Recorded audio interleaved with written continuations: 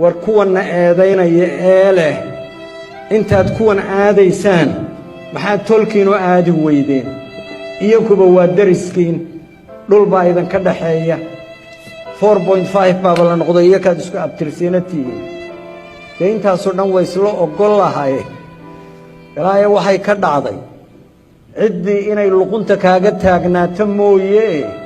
inaad jirtaba ma ogola inuu luqunta ay kaaga taagnaadaan mooye hadalkaa dhayal uma lihi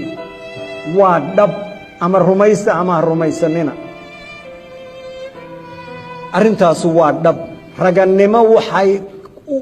u arkaan waray waxay galmudug ka wadaanna waa ognahay waxay xamar ka wadaanna waa ognahay war xamar lama joogi karo oo qaska ugu badan ee dawladda federaalkii ay cagaha u dhigi weyday puntland baa ka koowa galmudugna waxa ka socda waa ognahay dee teennuna dee kaba sii daran intaas oo dhan warba horta dadka ma habaaraynee war aan u ducayno aan u ducayno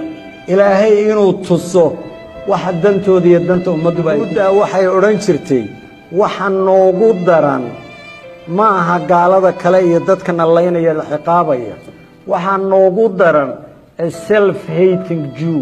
mid yuhuudiya oo naftiisa nacab hadda isagaa isnacab waana yuhuudi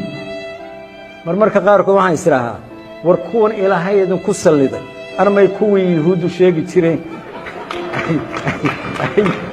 ina farolana wuu nool yahay waana markhaati madoonto wuxuu budgetka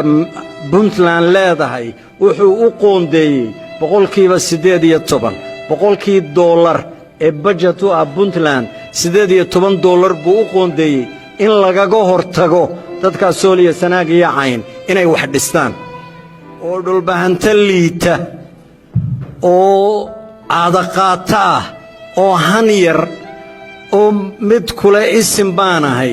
8-9 isim baa garowa jooga walla 7 ka midihi Somaliland bay $2,000 bishii ka qaataan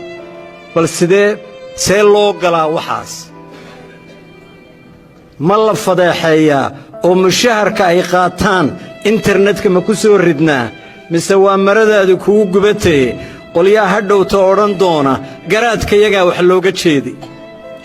garaadka yaga caadaqaataha ee garowana ka soo jeeday la dagaal baan hurinayaa $2,000na kulli xoogaa yaroo dhibaaba hadda hayso 4-5 bilood ee ugu dambeysay Somaliland doorashooyin iyo hawlay ku jirta nimankii waaba basaasaysan yihiinoo 4 bilood lama siinin afartaa bilood lama siinin nagu eedaynaysa tol baynu nahay deegaan baynu nahay maxaa iyaka loola hadli waayey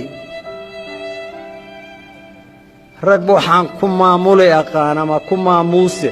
mase inaannu nahay oo taladu meerta noo tahay war ninaan kuuba oggolayn oo wax allaala wuxuu kugu dhaamo taariikhiyan iyo hadda tala joogo wax allaala wuxuu kugu dhaamo kaaga fiican yahay uusan jirin war sidee buu ii yeelan karaa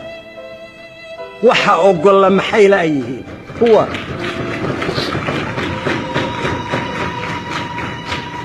waxaa ku oggola waa naaqis garaajama garaad calaa waxa laga sheegayay war anigu ninna gunnimo ulama tartamayo nin gunnimo raba inuu qaato anigu lama tartamayo ha karaama seegina soo maadan carab waa ha karaama seegina habaar laygu kari waaye war ducada caasha cabdi xiire baa igu filan